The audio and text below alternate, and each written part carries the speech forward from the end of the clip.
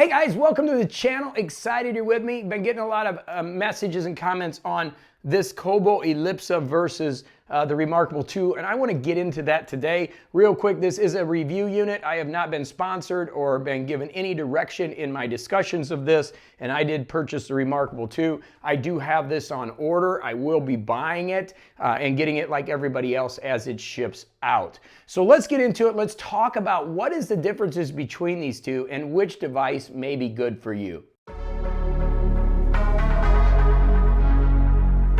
Okay, so you know I'm a big Kobo fan. I use the Kobo format almost every day. This is what I like to read my books with. The form factor is fantastic. It feels good in the hand. It's got this nice soft feel to it.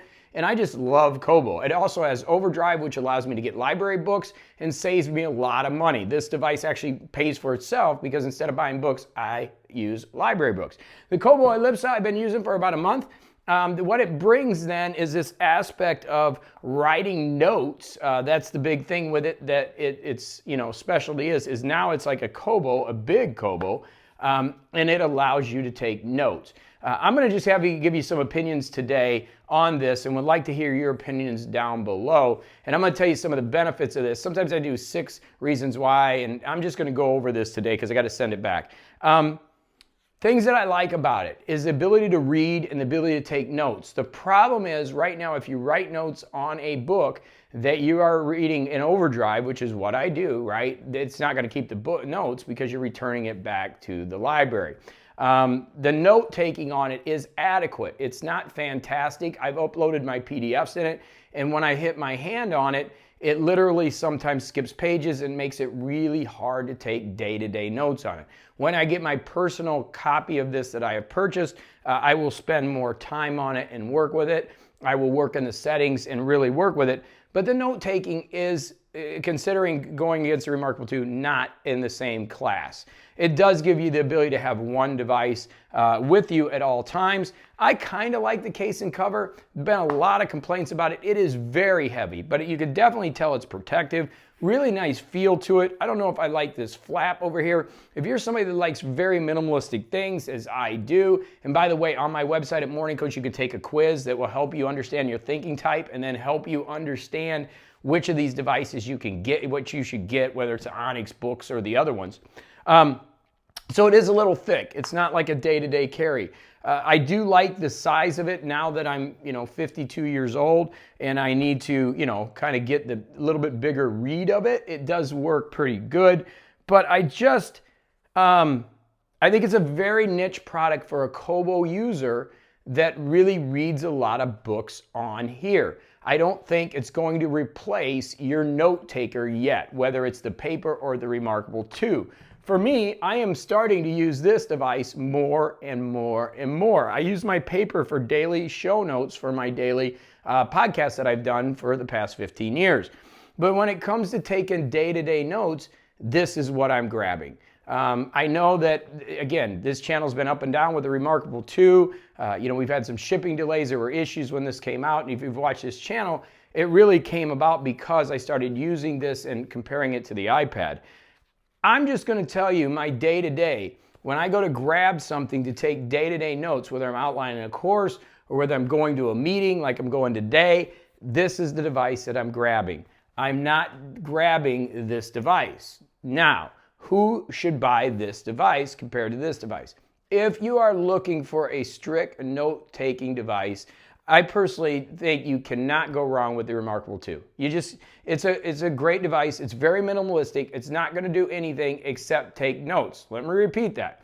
If you're expecting an iPad or you're expecting to read a lot of books on it, you can import PDFs. It does work, but that's not what this is. This is not a reader. I don't think reMarkable's intention is to be a reader. It is exclusively a note taker. If you want something fast that you can write handwritten notes on, that's got a nice feel to it, a professional look, a classy look to it, and organizational system that works well using their proprietary system, this device is for you.